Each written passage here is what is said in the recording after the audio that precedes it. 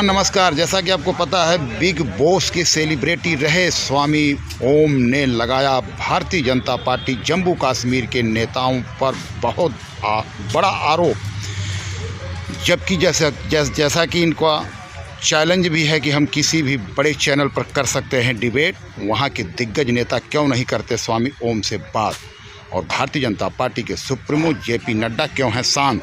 आइए क्या कुछ कहते हैं स्वामी ओम, मैं आपसे रूबरू कराता हूं। स्वामी ओम क्या कुछ कहते हैं भारतीय जनता पार्टी के नेताओं को लेकर और जम्मू कश्मीर पर। बड़ा बयान।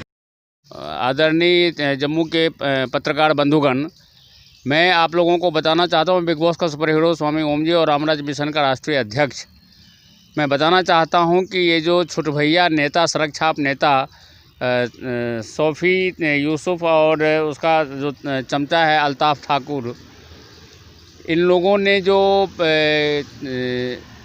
वहाँ पर सारा गंद मचा रखा है पूरे कश्मीर वैली में, उनका जो हमने पर्दाफाश किया उससे वो बहुत ज़्यादा बौखला गए। लेकिन जो सच हमने कहा था उसका उन्होंने कोई जवाब वो नहीं दे पाए। उदाहरण के तौर पे मैंने कहा था कि पहलगांव के वाले रिसोर्ट में वो वेश्यावृत्ति कराते हैं, उसके खंडन के लिए कोई सबूत नहीं दिया। उदाहरण के तौर पे अनंतनाग में जो उन्होंने सरकारी आवास का ताला तोड़ करके जो कब्जा करके जो गुंडों को वहाँ बैठा रखा है, उसका कोई सबूत नहीं दिया, क्योंकि वो उनका जगह है। उनके पुस्तैनी गाँव में जो उनका हवेली है, जो उन्होंने गुजरों के ज़मीन पे कब्जा करके उस हवेली को उन्होंने कब्जा कर रखा है, उसका कोई कागजी सबूत नहीं दिया। तो मैं इन लोगों को मैं बताना चाहता हूं कि ये कश्मीर वैली के जनता को बेवकूफ़ नहीं बना सकते। वो देवभूमि है, ऋषि कश्यप की भूमि है वो।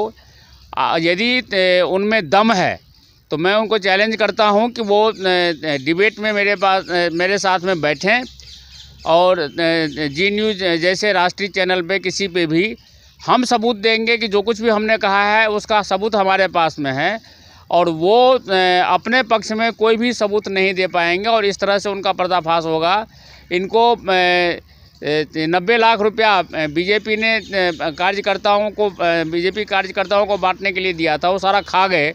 कार्यकर्ताओं को एक पैसा नहीं दिया, और इलेक्शन के बाद में वो उसका 20 लाख रुपये का उसी में से पैसा निकाल करके अपने बेटे के नाम से महंगी कार खरीद करके दे दी। मैं तो हैरान हूँ कि अभी तक नड्डा जी ने, नरेंद्र मोदी जी, अमित शाह जी ने इस देशद्रोही सोफ़ी यूसुफ को और उसके चमचे अल्ताफ़ ठाकुर को अभी तक निकाला क्यों नहीं है। यदि वो नहीं निकालेंगे तो बहुत ज़्यादा नुकसान हो जाएगा बीजेपी को। हम बीजेपी को वहाँ पर सत्ता में देखना चाहते हैं, और मैं धन्यवाद करना चाहता हूँ कि मैं इनका पर्दाफाश कर रहा हूँ, उस अभियान में साथ देने वाले मेरे भक्त और मित्र कुपवाड़ा के जिलाध्यक्ष सूफ़ी साहब को मैं धन्यवाद देता हूँ, और उसके साथ साथ मैं अनंतनाग जिलाध्यक्ष वकील साहब वजाहत जी को भी मैं धन्यवाद देता हूं, जो मेरे बड़े अच्छे भक्त हैं, और भाई लंगड़े लतीफ़ व रफ़ीक वानी तथा बारीपोरा की महिला जिला अध्यक्ष नाइदा कमर, इन लोगों को मैं धन्यवाद देता हूं, जो मेरे साथ में मिल कर के इन लोगों का, इन देशद्रोहियों का सारा भेद मुझे बता रहे हैं सबूत के साथ में। और मैं इन अपने भक्तों को मैं ये आगाह करना चाहता हूं कि ये जम्मू कश्मीर की जो जनता है वो इनको मार मार करके भगाए, वरना मैं ही इनको जेल में बंद कराऊंगा। और उसके साथ साथ जम्मू कश्मीर की जनता को मैं अपनी तरफ से बहुत बहुत धन्यवाद देता हूं। आप सभी जम्मू के पत्रकारों को मैं धन्यवाद देता हूं।